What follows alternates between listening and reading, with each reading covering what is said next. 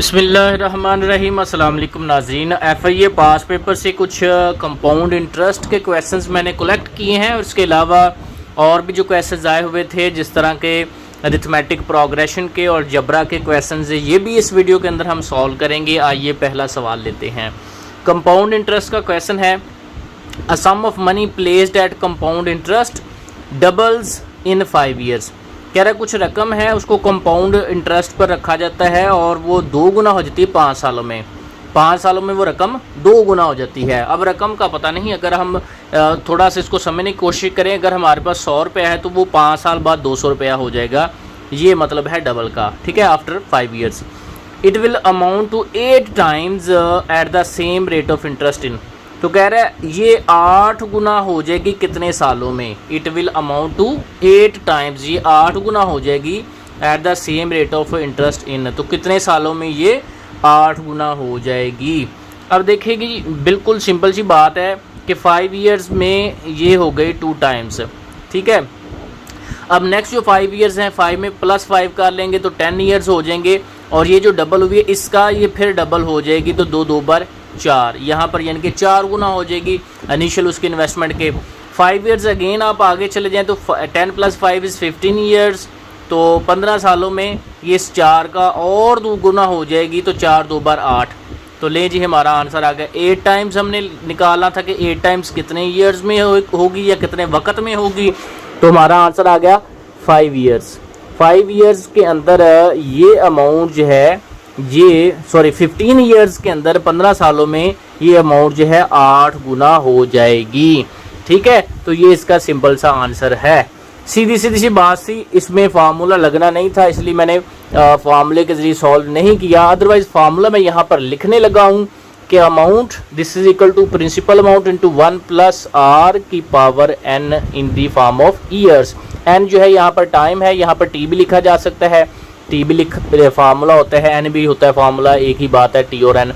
तो ये एन या टी टाइम जो है ये ईयर्स की शक्ल में होगा, सालों की शक्ल में होगा। आर जो है रेट है, यानी कि परसेंटेज जिस हिसाब से होगा, और पी प्रिंसिपल अमाउंट है, ठीक है। तो ये फार्मूला है कंपाउंड इंटरेस्ट का। ऐसे सीधा सीधा सॉल्व हो रहा था, इसलिए मैंने कोई आपको मुश्किल में नहीं डाला, आंसर आपके सामने है। अब आइए सवाल नंबर 2 पर, कंपाउंड इंटरेस्ट का again question. A man borrows rupees 12,500। ये प्रिंसिपल अमाउंट है, उस आदमी ने बोरो की है, उधार लिया है, कर्ज लिया है 12,500 एट 20% कंपाउंड इंटरेस्ट।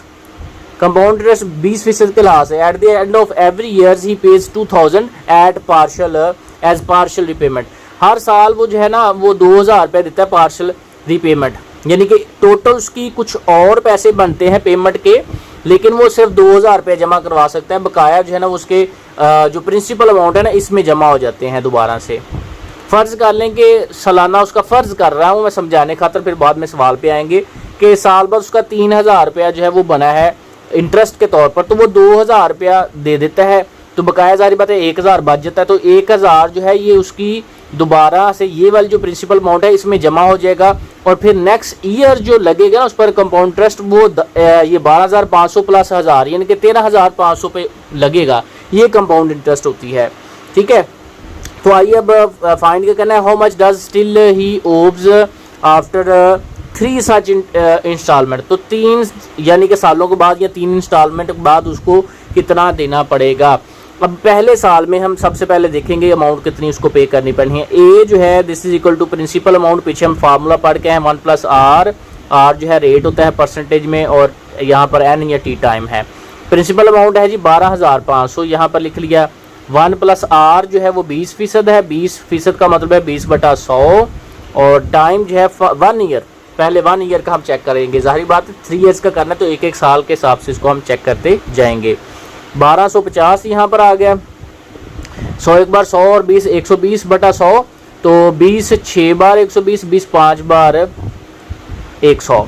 तो यहाँ पर इसको हम अगर डिवाइड अब कर लें तो 5 2 बार 10, 5 5 का 25, 0 0, तो 25 6 बार 150, 150, 5 0 6 0 0 6 0 0 6 5 बार 30, 0 आ गया, 6 2 बार 12 और 3 15, ये 15,000 रुपये हो गया अमाउंट, ठीक है। तो 1 साल के बाद जो है उसके ये जो प्रिंसिपल अमाउंट है इंटरेस्ट के साथ बढ़कर कितनी हो गई 15,000। उसमें से वो कितना पे करता है 2,000 रुपया। तो माइनस कर लो 2000 रुपया, तो बकाया अब कितने रहेगी प्रिंसिपल अमाउंट 13000 रुपया। ठीक है, 1 साल के बाद जो है अब भी उसके पास जो उसकी अमाउंट है ना, जो उसने अभी इंटरेस्ट के तौर पर है उसके ऊपर, वो 13000 रुपये है। अब फर्दर हम दूसरे ईयर के लिए देखते हैं जी। ये अमाउंट इज प्रिंसिपल अमाउंट जो कि 13000 अब बन चुकी है, इंटू 1 प्लस आर टी, वही आर है।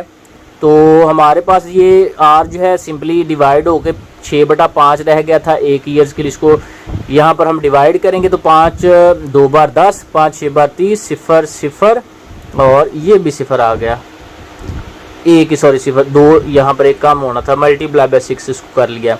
6 0 0 6 0 0 6 6 बार 36, 3 हाथ लग गया, 6 2 बार 12 और 3 15, तो ये हमारे पास 15,600 आ गया। इसमें से अगेन वो 2000 जमा करवाएगा दूसरे साल, तो 13,600 आ जाएगा। अब नेक्स्ट यहाँ पर अब हम फाइनल 3rd ईयर्स के लिए जो है वो इसको निकालेंगे। अब आपने क्या करना है जी, 3rd ईयर के यही फार्मूला जो है आपने लगाना है, जो तरीकाकार मैंने समझा दिया है, और लगा के आपने जो है वो फाइनल आंसर निकाल लेना है। यानी कि यहाँ पर जो फाइनल अमाउंट आएगी उसमें से 2000 माइनस कर लें तो आपका राइट आंसर आ जाएगा। ठीक है, तो अब ये जो है ना थोड़ा सा काम ये मैं आपको होमवर्क के तौर पर देता हूँ, क्योंकि यहाँ पर 2 चीज़ें मैंने समझा दी हैं। इसी तरह से आपने इसको भी कर लेना है और फाइनल आंसर ले आना है 2000 माइनस करके, क्योंकि हर साल वो 2000 सब्ट्रैक्ट करवा रहा था, तो वो उसकी फाइनल जो है वो कर्ज उसके ऊपर बाकी रह जाएगा। ठीक है, क्लियर है जी। मुझे इसका जल्दी से आपने ना सॉल्व करके आंसर कमेंट सेक्शन में कर देना और मुझे बताना है कि वीडियो कैसी लग रही है आपको, यहाँ तक आपको कितनी समझ आई है। ठीक है, अब आए जी सवाल नंबर 3 पर। कह रहा है what is the LCM of 6th and 7th term in this. छठी और 7वीं टर्म का आपने एलसीएम निकालना है। पहले छठी टर्म और 7वीं टर्म निकालेंगे। an दिया हुआ है जी 3n + 2 के ये बराबर है, तो n जो है क्योंकि छठी टर्म पहले हम निकालनी है तो ये बनेगा 3 × 6 + 2, 6 3 बार 18 और 2 20, छठी टर्म 20 आ गई। और 7वीं टर्म निकाल लेते हैं, ज़रब 7 + 2, 7 3 बार 21 और 2 23, 20 और 23। इसका एलसीएम निकालना है। एलसीएम निकालने का सिंपली तरीका ये है कि क्योंकि ये दोनों नंबर डिफरेंट हैं, दोनों में कॉमन मल्टीपल नहीं है। मल्टीपल यानी कि दोनों के पहाड़े में ये क्योंकि ऑड नंबर है, इसके पहाड़े में 20 नहीं आता, 20 के पहाड़े में 23 नहीं आता, तो इन दोनों का मल्टीपल जो है वही इसका आंसर होगा। यानी कि 20 × 23, तो 23 0 0, 23 2 बार 46, तो 460 जो है ना ये हमारा राइट आंसर आ गया। ठीक है जी, तो ये हमारा राइट आंसर है। LCM of 6th and 7th term of this equation is 460। Clear हो गया जी, ये सिंपल सी बात है। पहले हमने टर्म्स निकाली, फिर बाद में एलसीएम निकाल लिया। अलजबरा का नेक्स्ट क्वेश्चन था 1000 की पावर 9 तकसीम 10 की पावर 24। तो 1000 को सबसे पहले तो हम 10 में कन्वर्ट करेंगे ताकि डिवाइड हो सके, क्योंकि ये 10 में कन्वर्ट हो सकता है। 1000 जो है इसको हम लिखते हैं 10 की पावर 3, क्योंकि 3 सिफर है, 10 की पावर 3, और फिर ऊपर जो है ये पावर इसकी खुद की है 9, फिर तकसीम 10 की पावर 24। तो ये पावर की पावर होती है ज़रब, 9 3 बार 27, 10 की पावर 27 तकसीम 10 की पावर 24। अब ये भी 10 है, ये भी 10 है, तकसीम कर है। तो जब बेसिस तकसीम करने वालों की सेम हो तो पावरें माइनस होती हैं तकसीम की दफ़ा, और ज़रब की दफ़ा जमा होती हैं। तो ये तकसीम कर है, तो 10 की पावर 27 माइनस 24 यानी कि माइनस होगा। तो 27 में से 24 निकाले, 10 की पावर 3 रह गए, और 10 की पावर 3 अगेन बराबर होता है 1000 के। ये इसका राइट आंसर आ गया 1000, 10 की पावर 3, ये इसका राइट आंसर है। क्लियर हो गया जी, आई होप सो आपको ये चीज़ें क्लियर हैं। अब आए जी सवाल नंबर 5 पर। इंपॉर्टेंट क्वेश्चन है, दोस्त ने पूछा था कि ये सर क्वेश्चन जी हल करवा दें, समझ नहीं आ रही। तो सवाल तो बिल्कुल सिंपल से है। a/b जिस तरह से पीछे आपको समझाया है उसी तरह से ये दोबारा से क्वेश्चन सॉल्व होगा। a/b है और यहाँ पर b/a है। आप इसको a/b बना सकते हैं। इसके ये जो डिनोमिनेटर है इसको ऊपर रख लें, a को ऊपर ले जाएं, b को नीचे ले आएं, तो क्या होता है कि पावरें उनके साइंस डिफरेंट हो जाते हैं। ये x प्लस का है, ये माइनस का x हो जाएगा, और ये माइनस का 3 जो है ये प्लस का 3 हो जाएगा।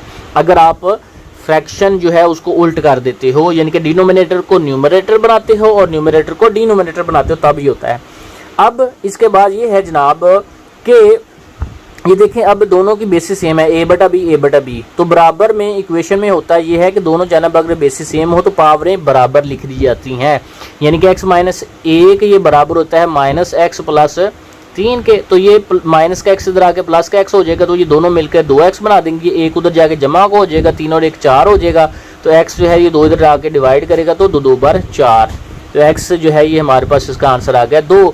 तो यही हमारा राइट आंसर है जी। x हमने निकालना था कि x की वैल्यू क्या है, तो जो कि हमारे पास 2 आ गई है। तो ये थी जी complete video. I hope so दोस्तों आपको बिल्कुल क्लियरली समझ आ गई होगी। आज की वीडियो आपके लिए कैसी रही है जल्दी से मुझे कमेंट सेक्शन में बताइएगा, और अगर चैनल पर नए हैं तो चैनल को सब्सक्राइब कर ले। Thank you so much. अल्लाह हाफ़िज़।